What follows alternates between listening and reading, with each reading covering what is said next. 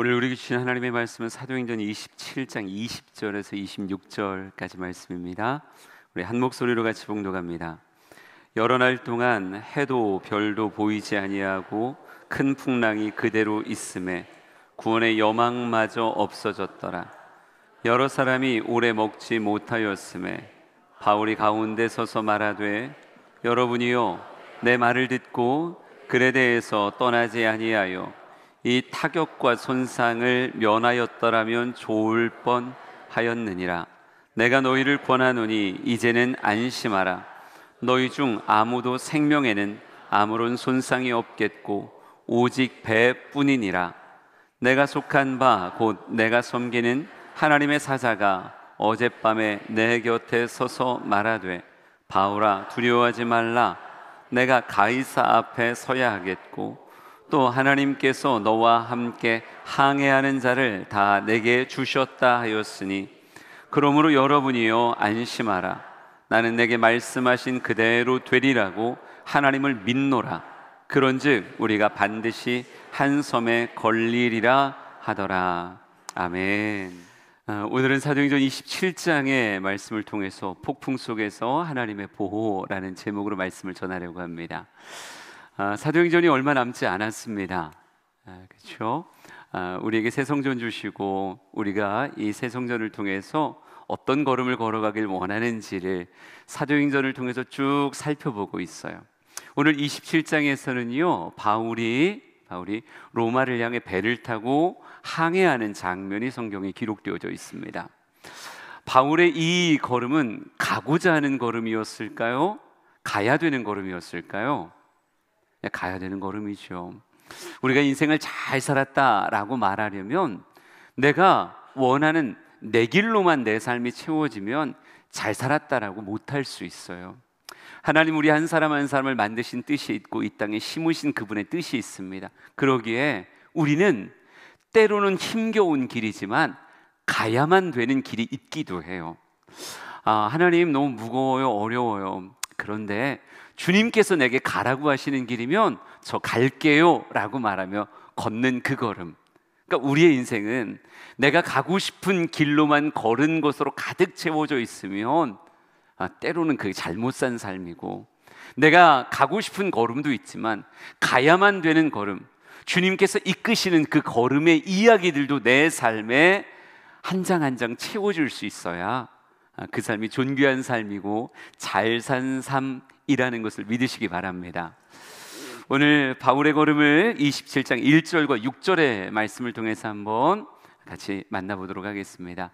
함께 같이 읽어보죠. 27장 1절과 6절입니다. 시작. 우리가 배를 타고 이달리아에 가기로 작정됨에 바울과 다른 죄수 몇 사람을 아구스도대의 백부장 율리오란 사람에게 맡기니, 거기서 백부장이 이달리아로 가려 하는 알렉산드리아 배를 만나 우리를 오르게 하니. 아멘. 바울이 죄수의 신분이었기 때문에 로마의 황제에게 자신의 모습을 상소하였기에 율리오라고 하는 백부장에게 맡겨져서 죄수를 호송하는 거죠. 로마까지 배를 타고 지금 호송하여 가고 있는 과정입니다. 지도로 한번 만나보면요 이렇게 그림 그려질 수 있어요. 지중해를 건너가는 항로의 여정이 이렇게 쭉 그려져 있는데, 바울이 배를 타고 로마를 향해 가고 있는 그런 모습을 여러분이 확인할 수 있을 겁니다.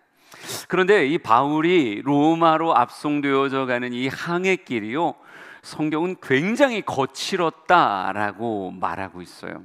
유라굴로라고 하는 광풍이 불었고 그 광풍으로 인해서 배가 정말 너무너무 큰 고난에 빠지는 장면을 성경은 묘사하고 있었습니다. 27장 14절부터 20절까지 발췌로 우리 한번 같이 읽어보도록 하죠. 같이 읽습니다. 시작.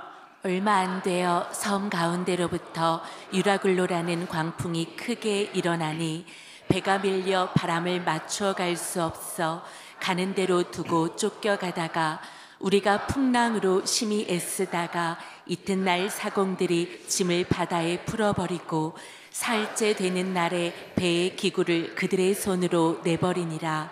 여러 날 동안 해도 별도 보이지 아니하고 큰 그대로 있음에 구원의 여망마저 없어졌더라. 아멘. 유라굴로는 말 안에 동북풍이라고 하는 뜻을 그 안에 담고 있습니다. 그러니까 그리스 지중해에서 일어나는 계절성 바람인데 아주 심한 계절풍이 불어올 때가 있어요. 그 바람을 유라굴로라고 이렇게 말하는데, 유라굴로를 광풍이라고 말할 만큼 정말 말 그대로 미친 것 같은 바람이 부는 거죠.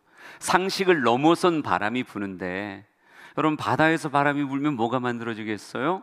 파도가 만들어지겠죠. 이 파도가 배전을 때리고 배를 흔드는데, 인간이 어떻게 운전해 갈 수 없을 만큼의 엄청난 바람과 폭풍우가 지금 배를 덮치고 있다라고 말하고 있습니다. 여러분, 그런데요, 이 광풍 솔직히 말하면요, 만나지 않았어도 되는 폭풍이었어요. 바울이 탄 배가 이 풍랑을 만났어야만 되는가? 아니요. 솔직히는요, 하나님이 이런 바람이 이만큼의 배에 손상을 줄 것이다 라고 하는 것을 바울에게 미리 알려주신 장면이 27장에 먼저 펼쳐져 있었습니다. 하지만 이 율리오가 이 죄수의 신분이었던 바울의 말을 듣기보다는 배 경험이 많았던 선장과 선주의 말을 듣고 항해를 강행하게 되어지죠. 여러분, 때로는 우리의 인생이 그래요. 모든 것을 다 당하고 살아야 되는 건 아니거든요. 어떤 건 피할 길이 있어요. 하나님은 우리에게 때로는 말씀을 해주시고 우리의 삶을 알려주시면서 때로는 야, 지금 갈 때가 아니야, 멈춰야 돼. 아니야, 지금은 가야 될 때야. 주님 말씀 가운데 가야 될 때를 알려주시기도 하고 때로는 멈출 때를 알려주시기도 해요. 그래서 진짜 신앙의 현명함이라고 하는 건 가라고 할 때 가는 거고 멈추라고 할 때 멈추는 건데, 여러분 그거 잘하고 계세요? 우리 사도행전 27장 9절에서 11절의 말씀을 한번 같이 읽어보자고요. 준비 시작. 여러 날이 걸려 금식하는 절기가 이미 지났으므로 항해하기가 위태한지라 바울이 그들을 권하여 말하되 여러분이여 내가 보니 이번 항해가 화물과 배만 아니라 우리 생명에도 타격과 많은 손해를 끼치리라 하되 백부장이 선장과 선주의 말을 바울의 말보다 더 믿더라. 아멘. 백부장 율리오가 누구의 말을 들었는가 성경은 말하는데, 금식하는 절기를 지냈던 바울의 모습이 성경에 묘사되고 있어요. 이 금식하는 절기라고 말하는 건 대속죄의 일을 이야기하는 겁니다.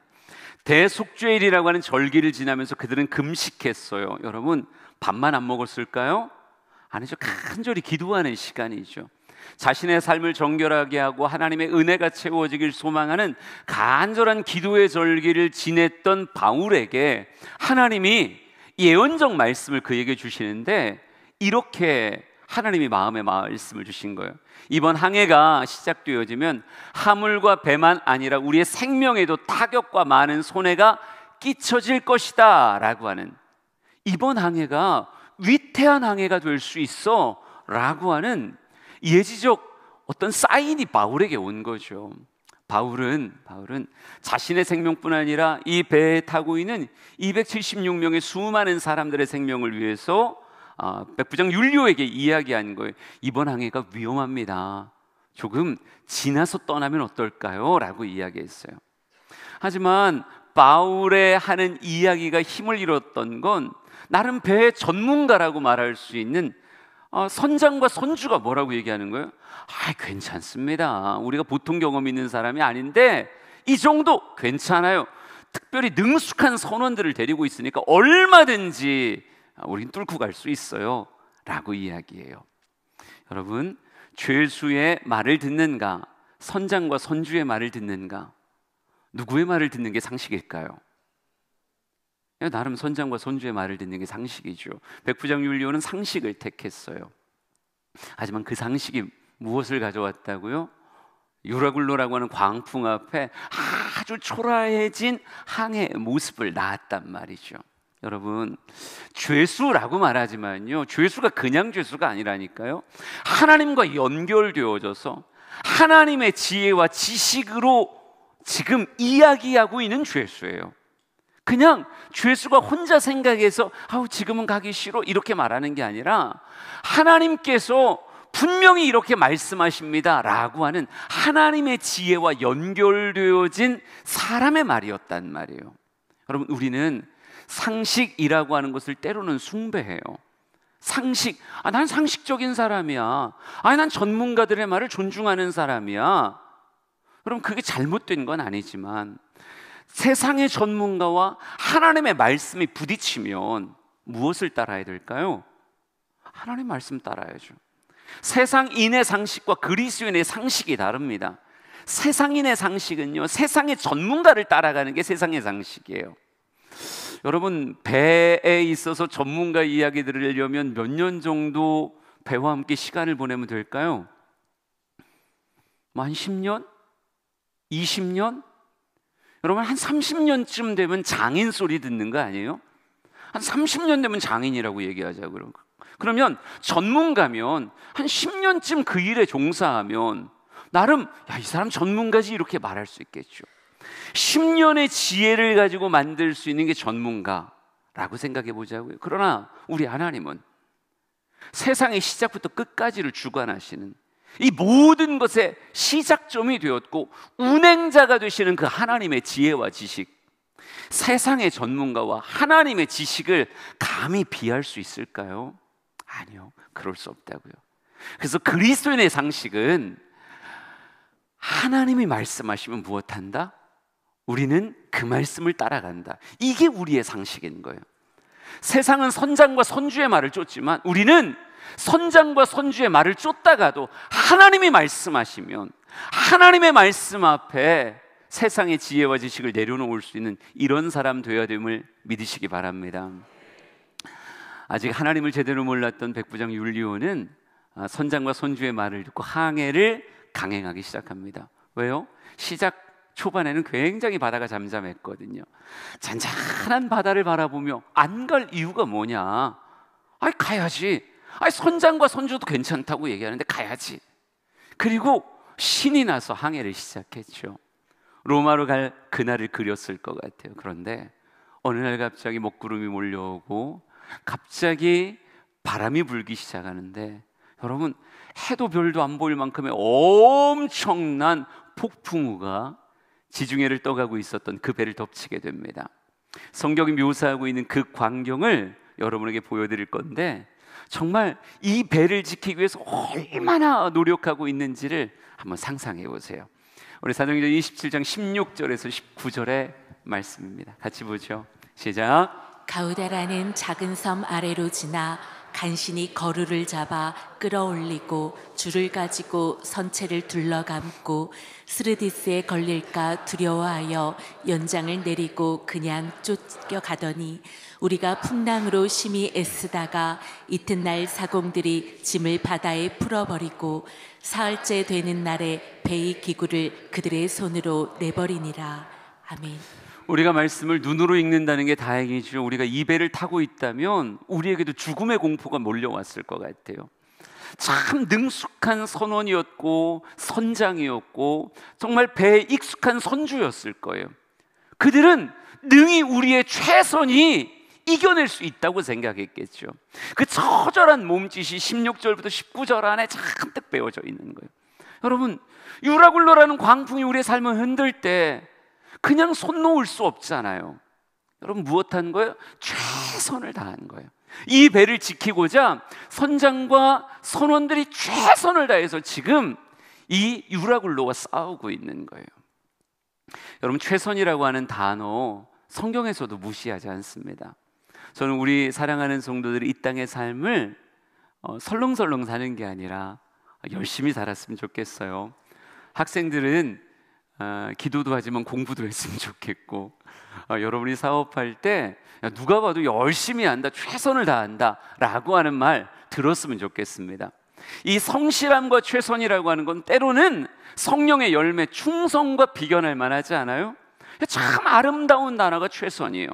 하지만 여러분, 최선이라고 하는 것이 모든 상황을 지배할 수 있는 만병통치약 같은 그런 해답의 단어일까요? 그렇지 않다는 거 여러분 아시잖아요. 이 유라굴로 광풍 앞에 큰 소리 쳤던 선장 그리고 선원들이 이 유라굴로를 이기기 위해서 16절부터 그들이 보이는 최선과 정말 몸부림을 성경은 묘사하고 있습니다. 얼마나 열심히 했는지 다시 한번 여러분에게 설명을 좀 드려볼게요. 16절에 보면 이렇게 쓰여져 있어요. 그들이 간신히 거루를 잡았다 이렇게 쓰여져 있는데, 거루라고 하는 건 작은 배를 이야기하는 거예요. 그러니까 큰 배에는 뭐 구명정이나 작은 보트 같은 거루가 매달려 있기 마련인데, 이 거루가 어떻게 보면 흔들리다가 떨어져 나갈 지경이 된 거예요. 여러분, 필사적으로 그것이 뭐 있어야 되니까 그걸 잡아내기 위해서 정말 최선을 다했죠. 하나하나 그냥 붙잡고 있으려고 노력을 다한 거예요. 나중에 17절을 가니까 이렇게 쓰여져 있습니다. 끌어올리고 줄을 가지고 선체를 둘러 감고 이렇게 쓰여져 있어요. 여러분, 큰 파도에 배가 찢겨질까 두려워서 밧줄이나 쇠사슬을 배 밑으로 둘러서 한 바퀴를 감는 거예요. 이게 프레핑이라고 하는 항해의 기술이라고 말하더라고요. 그러니까 고대 항해에서 배를 보강하기 위한 응급조치가 쇠사슬이나 밧줄로 배를 배 밑까지 들어가서 한 바퀴를 돌려서 감아내는 거예요. 그러니까 배를 튼튼히 붙잡으려고 하는 거죠. 여러분, 누군가 밧줄 들고 배 밑으로 들어간다고 생각해 보세요. 목숨 거는 겁니다. 그러니까 나름 이 배를 쉽게 포기하지 않겠다라고 하는 선장과 선원들의 간절함이 보여지는 거예요. 어떻게든 지켜내겠다라고 말하며, 여러분, 한 300명 정도가 타고 있는 배면 규모가 상당했을 텐데 그걸 줄로 묶어내려고 하는 그런 모습을 보여주고 있어요. 나중에 17절 하반절에 보면 이렇게 쓰여져 있습니다. 스르디스에 걸릴까 두려워하여 이렇게 쓰여져 있어요. 스르디스가 모래톱을 이야기하는 겁니다. 그러니까 스르디스는 북아프리카 해안에 있는 모래톱 지역을 말하는 건데요, 지중해 항해자들에게는 악명 높은 그런 것이라고 말해요. 배가 걸리면 자칫 난파하는 수가 생기기 때문에 어찌 보면 이 배에 있는 사람들이 닷이나 돛 관련 장치를 내려서 배의 속도를 늦추는 거죠. 그러니까 방향을 잃어버릴지라도 때로는 이 배의 안전을 위해서 우리가 할 수 있는 게 뭐냐? 나름 스리디스에 걸리지 않기 위해서 최선을 다하고 있는 그런 모습이에요. 근데 나중에 보니까요, 짐을 바다에 버렸다고 쓰여져 있어요. 18절에 우리가 풍랑으로 심히 애쓰다가 이튿날 사공들이 짐을 바다에 풀어버리고 이렇게 말하고 있습니다. 풍랑이 너무 계속되니까 배의 부력을 높이고자 할 수 없이 무엇을 포기한 거예요? 배에 실려있던 화물을 포기해버린 거예요. 항해가 되면 당연히 경제적 이윤을 원했기에 이 나라에서 저 나라로 화물을 옮기는 게 배의 특권이잖아요. 그러니까 경제적 이윤을 위해서 선주가 당연히 이 배에 참 많은 화물을 실었을 텐데 어느 순간 선주가 포기한 거예요. 그냥 버려라. 우리가 지금 살려면 버려야 된다. 여러분, 이 배를 안전히 하기 위해서 그들은 경제적 이윤을 포기해 버렸더라고요. 그러니까 더 이상 뭐 어떻게 할 수가 없으니까 경제적 손실은 크겠지만 살겠다라고 하는 의지를 가지고 화물조차 짐조차 배 밖으로 다 던져버렸어요. 여러분, 근데 안 끝나요. 19절 말씀 보면 사흘째 되는 날에 배의 기구를 그들의 손으로 내버리니라 이렇게 말합니다. 여러분, 배를 조종하는 데 필요한 기구들이 있었겠죠. 뭐 돛도 장비들도 있었을 텐데 심지어 이것까지 바다에 다 갖다 버렸다는 거예요. 더 이상 어떻게 배를 조종하겠다라고 하는 생각보다는 그냥 떠내려가더라도 이 배를 지켜야 된다라고 하는 처절한 몸짓이 배의 기구조차 버리는 것으로 등장하고 있어요. 여러분, 쫙 보자고 16절부터 19절까지 할 만큼 했죠. 이런 모습 앞에 너희들은 최선을 다하지 않았어 라고 말할 수 있는 사람이 과연 누가 있겠어요? 여러분, 이 배를 어떻게 하면 보호할 수 있을까? 최선을 다하되 심지어 배에 실려있는 짐도 버렸고요, 배를 조정할 수 있는 모든 기구들까지 다 내버리면서까지 이 배를 지키려고 했습니다. 그럼 그들의 최선이 그들에게 생명의 소망이 되었을까? 이제는 안전하다, 이제는 됐다라고 말할 수 있었을까요? 인간의 최선은 결국 우리의 삶을 보장해 줄까요? 사도행전 27장 20절 말씀 한번 같이 보겠습니다. 20절 다 같이 읽습니다. 시작. 여러 날 동안 해도 별도 보이지 아니하고 큰 풍랑이 그대로 있음에 구원의 여망마저 없어졌더라. 아멘.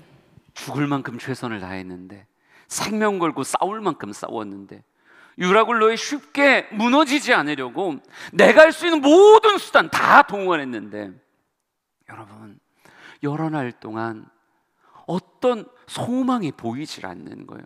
큰 풍랑이 그대로 있어요. 어느 순간 마음에 구원의 여망, 살 수 있어, 우리는 해낼 수 있어 라고 하는 그 구원의 여망이 어느 순간 없어져 버렸어요. 더 이상 갖다 버릴 것도 없고, 더 이상 뭘 해야 될지도 모르겠는 거예요. 손에 힘이 탁 풀어져서 그냥 널브러져 있는 모습이 선원들의 모습이고, 선장의 모습이고, 선주의 모습이었어요. 한때는 이 풍랑이 시작됐을 땐 선장의 목소리가 얼마나 높았겠습니까? 이거 해야 돼, 지금 저쪽은 스르디아야, 지금 이것을 뭐 이렇게 제어해야 돼, 그렇게 목소리 높이면서 계속 무언가를 독려했고 무언가를 이루어 왔죠. 근데 그 최선이 과연 그들을 구원했냐고요? 아니요. 결국은 그 선장의 입도 다물어져요. 더 이상 할 수 있는 그 어떤 것이 없으니까. 이 바다가 성이 나서 이 배를 흔드는데 이 유라굴로를 이길 재간이 없는 거예요. 살겠다라고 하는 생각조차 지워졌다고 말하고 있어요.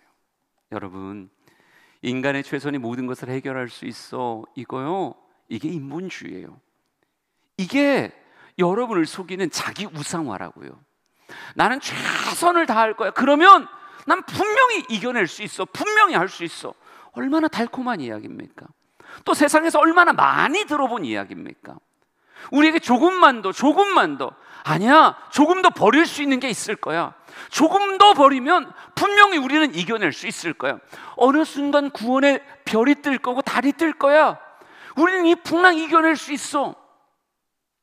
여러분, 세상은 우리에게 최선의 끝에 해답이 있을 거라고 얘기해요. 여러분, 거듭 이야기하지만 최선을 무시하는 게 아니에요.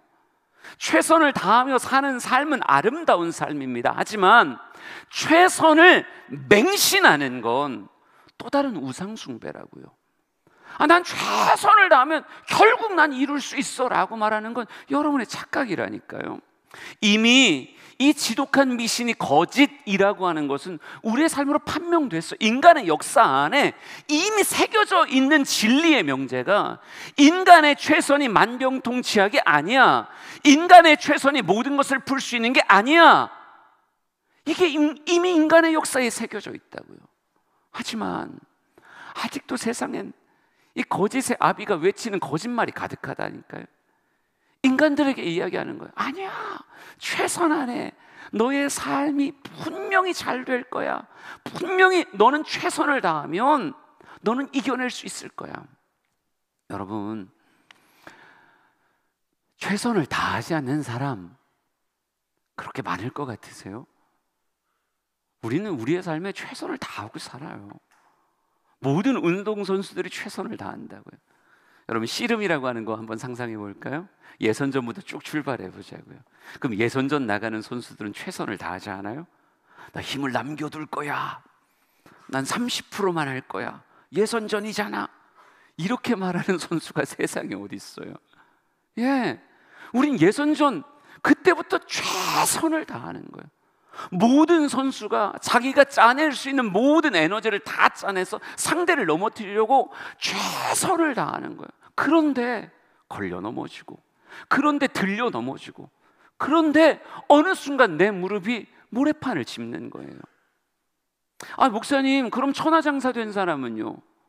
예, 그 천하장사 된 사람 최선을 다하면서 이겨서 결국은 가장 높은 자리에 올랐죠.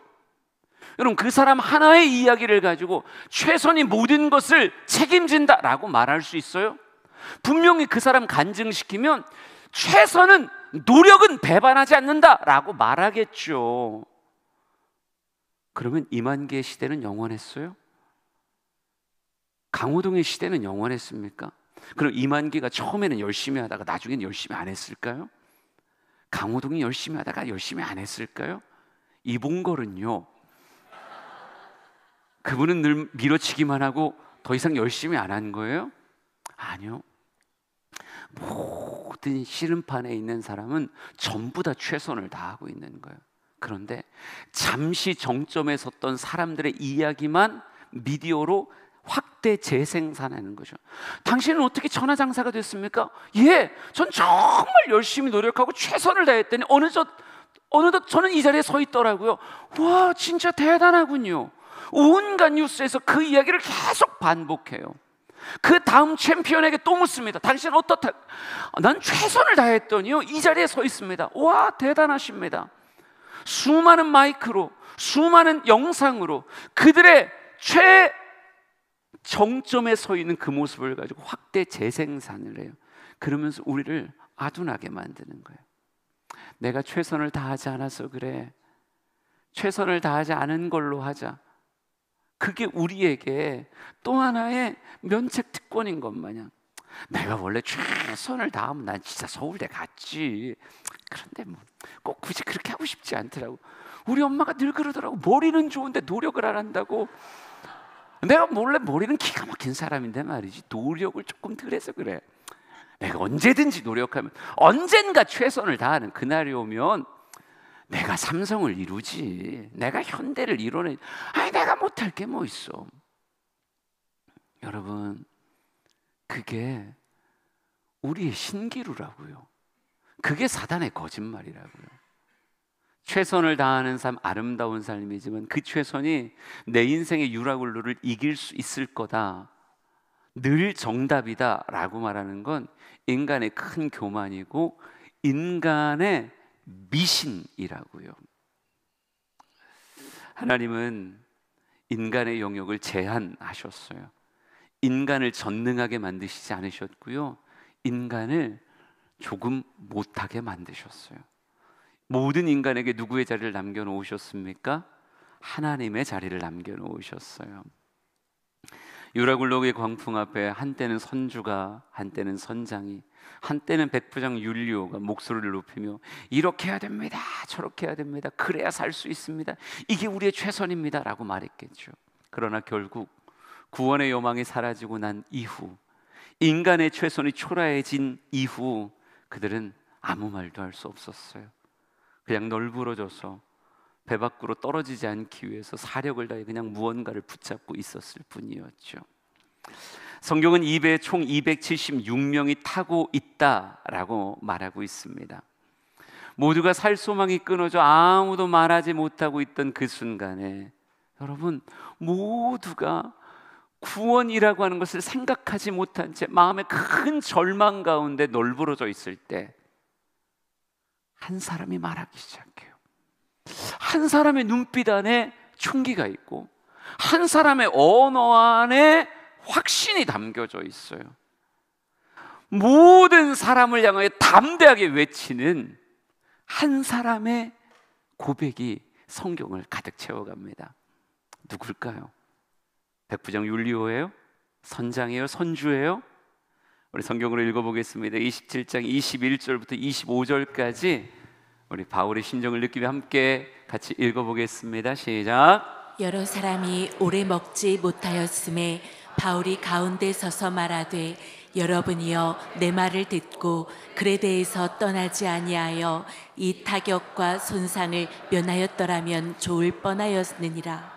내가 너희를 권하노니 이제는 안심하라. 너희 중 아무도 생명에는 아무런 손상이 없겠고 오직 배뿐이리라. 내가 속한 바 곧 내가 섬기는 하나님의 사자가 어젯밤에 내 곁에 서서 말하되, 바울아 두려워하지 말라. 내가 가이사 앞에 서야 하겠고 또 하나님께서 너와 함께 항해하는 자를 다 내게 주셨다 하였으니, 그러므로 여러분이여 안심하라. 나는 내게 말씀하신 그대로 되리라고 하나님을 믿노라. 아멘. 인간의 최선이 초라해진 그때였어요. 그 어떤 소망을 말할 수 없는 때였어요. 무언가를 더 해야 될지도 모르겠는, 이제는 마음 안에 칠흑 같은 어둠이 찾아왔고 그냥 여력도 없이 손을 놓고 있는, 입을 열어 말할 내용이 없었던 그때였다고요. 275명이 아무 말도 못하고 있는데 단 한 사람이 그들 가운데 서서 갑자기 이렇게 외치기 시작합니다. 여러분이라고 말하며, 그럼 모든 사람이 유라굴로 앞에 초라해졌을 때 초라해지지 않는 한 사람이 있더라고요. 모든 사람이 소망을 잃었을 때 소망을 잃지 않고 빛나는 한 사람이 있더라고요. 그에겐 유라굴로가 지나갈 이야기로 선포되어지고 그 어떤 생명의 손상을 끼치지 못할 것으로, 그러니 두려워하지 말고 안심하라고 너무 생기 있고 담대하게 그들 앞에 이거 지나간다고, 하나님이 당신들을 나의 손에 붙여놨다고 라고 말하며 안심하라 외치는 한 사람의 모습이 있었다고요. 여러분, 왜 모든 사람은 상식적으로 절망하고 있는데 왜 이 사람은 상식을 넘어서서 지금 확신 가운데 말하고 있을까요? 왜 모든 사람은 유라굴로 아래에서 신음하고 있는데 왜 이 사람은 유라굴로를 위에서 바라보며 이거 지나가는 거예요, 우리의 생명 손상받지 않아요 라고 이야기할 수 있을까? 왜 이 사람의 눈은 빛나고 왜 이 사람의 언어엔 확신이 담겨 있는 걸까요? 왜 생명력이 넘칠까요? 왜 그럴까요? 바울은 하나님과 연결되어 있어 그래요. 바울이 이렇게 말합니다. 내가 속한 바 곧 내가 섬기는 하나님의 사자가 어젯밤에 내 곁에 서서 말하더이다. 그분이 찾아오시더이다. 그분이 나에게 찾아오셔서 이렇게 말씀하시더이다 라고 말하며 하나님이 그를 붙잡았음을 고백하더라고요. 여러분, 풍랑이는 바다 가운데 어떤 구조선이 그 배를 찾아올 수 있겠어요? 그러면 어떤 구조선이 찾아올 수 있겠, 어떤 사람이 찾아올 수 있겠습니까? 아무도 찾아올 수 없는 정말 바다 위에 떠 있는 그 배에 누구는 찾아오세요? 하나님 찾아오시더라고요. 어젯밤에 너무 선명하게 하나님이 찾아오시더니 뭐라고 말씀하는 거예요? 두려워하지 마라. 바울아, 너는 가이사 앞에 서야 될 것이다. 그러니 너의 생명에 손상이 없을 거다. 그러니 안심하라. 흔들릴 뿐이지 침몰하지 않는구나. 잠시 흔들릴 뿐이지 이 풍랑 영원하지 않구나. 하나님이 나로 하여금 이기게 하실 것이고 나의 사명을 감당할 수 있도록 나를 보호하실 거구나. 여러분, 하나님과 함께하는 자는요 세상을 내려다보면서 삽니다. 저는 우리 사랑하는 성도들이 세상에 살지만 세상에 속한 자가 아니라 세상에 살지만 내가 속한 바 내가 섬기는 하나님이라고 고백하듯 하나님께 속한 자가 됐으면 좋겠어요. 하나님은 하나님의 속한 자를 버려두지 아니하시고 풍랑이는 유라굴로의 광풍 속에서도 우리의 인생에 찾아오셔서 그분의 위로와 그분의 확신과 그분의 지켜줌의 약속을 우리에게 주시는 것을 믿으시기 바랍니다. 그러니 여러분, 유라굴로 이길 수 있는 길은 바다 위에 있지 않더라고요. 인생의 경험에 있지 않더라고요. 누구에게 있는 거예요? 나를 붙잡고 계시는 하나님에게. 우리의 구원의 소망은 그에게 있는 거예요. 우리 사랑하는 성도들이 바울과 같이 하나님과 연결되었기에 인생의 광풍 앞에 지지 않는 사람 되길 간절히 소망합니다. 하나님이 우리와 함께 하시는데 우리 성경 말씀 한번 읽어볼까요? 이사야 41장 10절입니다. 이사야 41장 10절 준비 같이 읽습니다. 시작. 두려워하지 말라. 내가 너와 함께함이라. 놀라지 말라. 나는 내 하나님이 됨이라. 내가 너를 굳세게 하리라. 참으로 너를 도와주리라. 참으로 나의 의로운 오른손으로 너를 붙들리라. 아멘. 우리의 삶이 때로는 광풍이 부는 것 같은 삶 아니에요? 우리의 항해가 평안하던가요? 지금 같은 모습으로 이것에 앉아있지만 누군가는요 재물의 유라굴로가 찾아온 사람도 있고, 누군가는 관계의 유라굴로가 찾아온 사람도 있고, 누군가는 정말 사업의 유라굴로가 찾아온 사람도 있고, 건강의 유라굴로가 찾아온 사람도 있어요. 우리가 최선을 다하지 않았는가? 그렇지 않아요. 몸부림치며 최선을 다하고 있어요. 하지만 내 최선의 끝에 늘 유라굴로가 우리에게 굴복하던가요? 아니요. 어떤 건 최선이 꽃을 피울 때도 있지만 어떨 땐 최선이 무색해질 때가 있어요. 그런데 하나님이 우리에게 무엇 하시는 거예요? 말씀으로 찾아오시는 거예요. 여러분, 바울도요, 하나님의 사자가 찾아왔다고 이야기하고 있어요. 그리고 하나님의 사자를 통해서 이러이러하게 말씀을 주셨다라고 말하고 있어요. 환경이 변하기 이전에 말씀이 먼저 찾아와서 그의 마음 무너지지 않도록, 그의 삶 절망과 포기하지 않도록 붙잡아 주시더라고요. 여러분, 이 예배의 공간도 하나님의 사자를 통해서 말씀이 선포되는 그런 시간 아니던가요? 여러분이 오늘 이 자리에서 이 말씀을 듣는 게 우연이라고 생각하세요? 아니, 어쩌다 보니까 그냥 가까운 교회에 온 거야. 나 그냥 늘 맡은 게 있고 그러니까 내가 여기 앉아 있는 거지. 여러분, 인생을 너무 편하게 생각하시는 거 아니에요? 하나님은 실수하지 않고 이 메시지를 듣고 이 말씀을 듣고 인생의 유라굴로에 지지 않게 하기 위해서 여러분을 이 시간 이 자리에 앉혀놓으시고 하나님의 사자를 통해서 이 말씀을 듣게 하시는 거예요. 저는 바울에게도 찾아왔을 그 어두움이 다시 한번 하나님의 사자를 통해서 의심이 확신으로 바뀔 때, 야, 자칫하면 생명에 손상이 있어, 가지마. 하나님 처음 세게 말씀하셨거든요. 근데 유라굴로의 광풍 안에 갇혔을 때 바울 안에도 혹시 내 생명에 손상이, 이런 생각이 있을 수 있잖아요. 그런데 하나님이 뭐라고 말씀하시는 거예요? 안심해, 너는 가이사 앞에 서야 되는 사람이야. 다시 한번 찾아온 하나님의 말씀이 의심을 확신으로 바꿔주시잖아요. 난 여러분의 마음에 하나님의 말씀이 확신으로 찾아가길 원합니다. 들려진 말씀 때문에 표정이 바뀌고 들려진 말씀 때문에 여러분의 태도가 바뀌었으면 좋겠어요. 우리 다시 한번 이사야 41장 10절, 한글을 뗐다는 생각 가지고 읽지 말고요, 하나님이 내게 말씀을 주신다고 생각하고 말씀 앞에 서세요. 우리 다시 한번 확신을 가지고 이사야 41장 10절 시작. 두려워하지 말라, 내가 너와 함께함이라. 놀라지 말라, 나는 내 하나님이 됨이라. 내가 너를 굳세게 하리라. 참으로 너를 도와주리라. 참으로 나의 의로운 오른손으로 너를 붙들리라. 아멘. 두려워하지 말고 놀라지 말고 하나님 말씀 안에서 굳세어지라고요. 여러분, 약해지지 말고. 나 우리 성도들이 눈에 소망을 잃고 살아가는 거 원하지 않아요. 여러분의 손이 맥이 풀어지듯 딱 풀어지는 거 원하지 않아요. 하나님은 다시 한번, 환경은 결국 말씀 가지고 걷는 사람에게 순종할 거예요. 우리 사랑하는 성도들 지지 않을 거예요.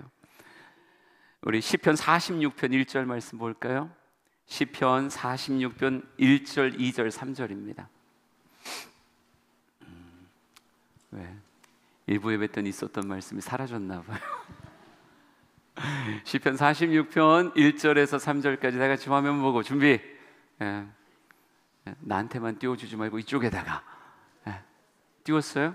준비 시작. 하나님은 우리의 피난처시요 힘이시니 환난 중에 만날 큰 도움이시라. 그러므로 땅이 변하든지 산이 흔들려 바다 가운데에 빠지든지 바닷물이 솟아나고 뛰놀든지 그것이 넘침으로 산이 흔들릴지라도 우리는 두려워하지 아니하리로다. 아멘. 다시 한번 가슴에 새기며 다시 한번 크게 읽습니다. 준비 시작. 하나님은 우리의 피난처시요 힘이시니 아멘. 환난 중에 만날 큰 도움이시라. 그러므로 땅이 변하든지 산이 흔들려 바다 가운데에 빠지든지 바닷물이 솟아나고 뛰놀든지 그것이 넘침으로 산이 흔들릴지라도 우리는 두려워하지 아니하리로다. 아멘. 아멘. 원래 이런 말씀이 선포될 때 표정이 바뀌어야 된다니까요. 하나님이 나에게 이렇게 말 걸어오시면, 하나님이 나에게 이렇게 말씀하시면, 여러분, 바울은요 환경의 메시지를 믿는 사람이 아니라 하나님의 말씀을 믿는 사람이에요. 바울이 뭐라고 말합니까? 그러므로 여러분이 안심하라. 나는 내게 말씀하신 그대로 되리라고 하나님을 믿노라. 아멘도 할 줄 모르는, 이 타이밍에는 아멘을 해야죠. 난 아무리 생각해도 아멘을 했어야 될 것 같은데. 다시. 그러므로 여러분이 안심하라. 나는 내게 말씀하신 그대로 되리라고 하나님을 믿노라. 아멘. 우리 사랑하는 성도들이 유라굴로의 광풍에 지지 말고요, 하나님이 내게 주신 그 말씀 가슴에 붙잡고, 하나님, 나는요 하나님의 말씀 믿어요. 안심할 거예요. 아직도 칠흑 같은 어두움이고 아직도 풍랑은 계속돼요. 하지만 나는 내게 주신 하나님의 말씀을 믿어요. 말씀이 그대로 되리라고 난 믿어요.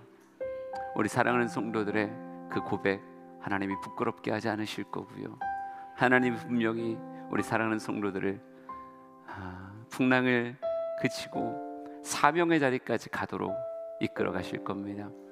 우리에게 사명이 남아있는 한 결코 우리는 버림받지 않아요. 아니요, 하나님 여러분 붙잡고 계세요. 우리 이 찬양을 통해서 다시 한번 마음에 확증하길 원합니다. 우리 주품에라고 하는 찬양 부르며 우리 주님 앞에 나아갑시다. 주품에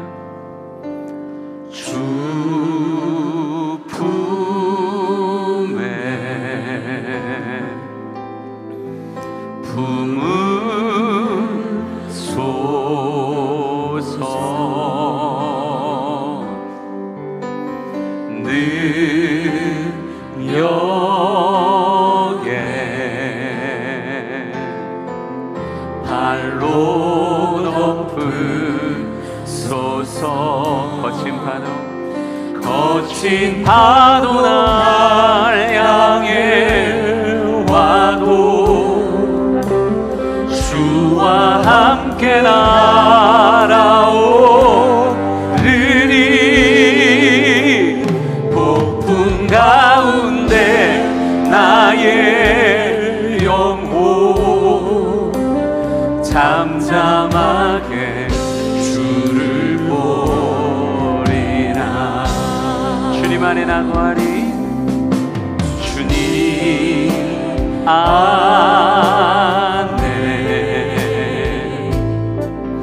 나노하리.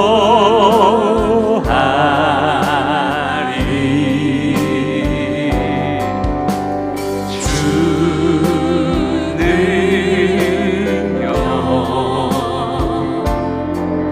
나 잠잠히 믿네. 고백합시다.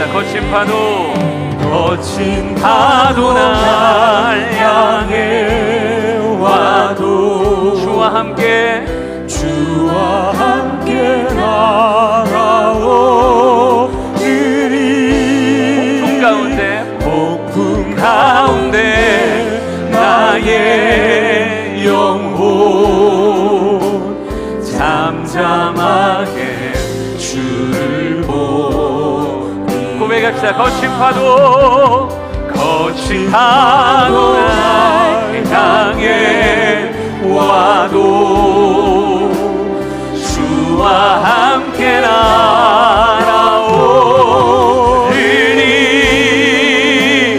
폭풍 가운데 나의 영혼 잠잠하게 주를 보니. 우리 같이 눈을 감고 고백할까요? 거친 파도 날 향해 와도 주와 함께 날아오르니 폭풍 가운데 나의 영혼 잠잠하게. 우리의 기도를 담아서 한 번만 더 선포합시다. 거친 파도 날 향해 와도 주와 함께 날아오리니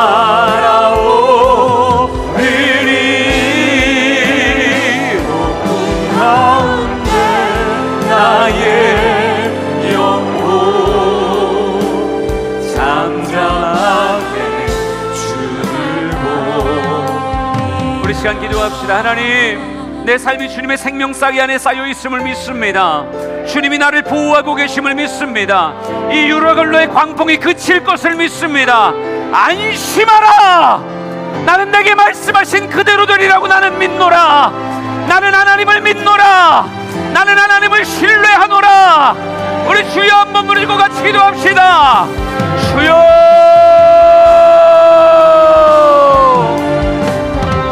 주여. 하나님, 나는 주님을 믿습니다. 나는 내게 말씀하신 하나님을 믿습니다. 나는 내게 말씀하신 하나님을 믿습니다.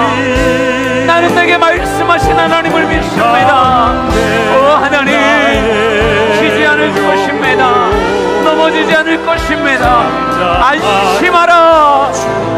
하나님, 우리는 하나님이 내게 말씀하신 그대로 이루실 것을 믿사오니 하나님, 의심하지 않고 넘어지지 아니하고 하나님, 구원의 소망을 잃어버리지 아니하고 나의 사명의 길을 걸어가겠사오니, 내게 주신 사명의 길을 걸어가겠사오니 우리 사랑하는 영혼들을 이겨내게 하시고 승리하게 하시옵소서. 하나님, 오늘 이 시간 기도의 마음 주셔서 감사합니다. 기도하며 하나님 앞에 고백하고 기도하며 하나님 앞에 나아갈 수 있는 우리가 되게 도와주시기 원합니다.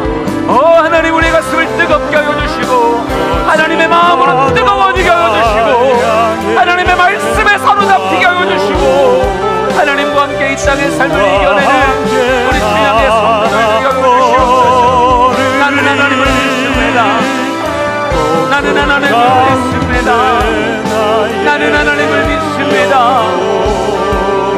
나는 하나님을 믿습니다.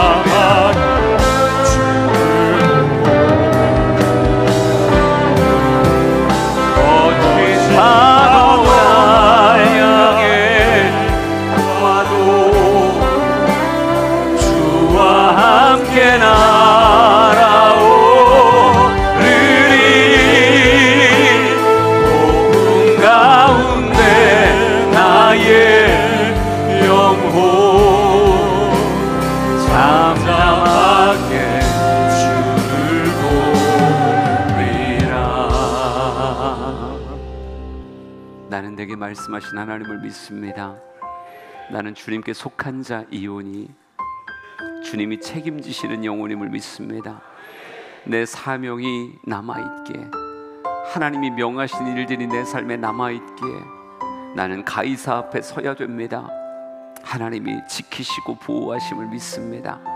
우리 주양의 모든 성도들에게 말씀으로 확신 주시고 하나님, 이 절망의 그늘에 하나님, 이들이 탈진하지 않게 하여 주시고 먹구름을 넘어 찬란하게 빛나고 있는 하나님의 의의 태양을 바라보고 그분이 비추시는 말씀 안에서 인생의 방향을 잡고 걸어가는 우리 주양의 모든 성도 되게 하옵소서.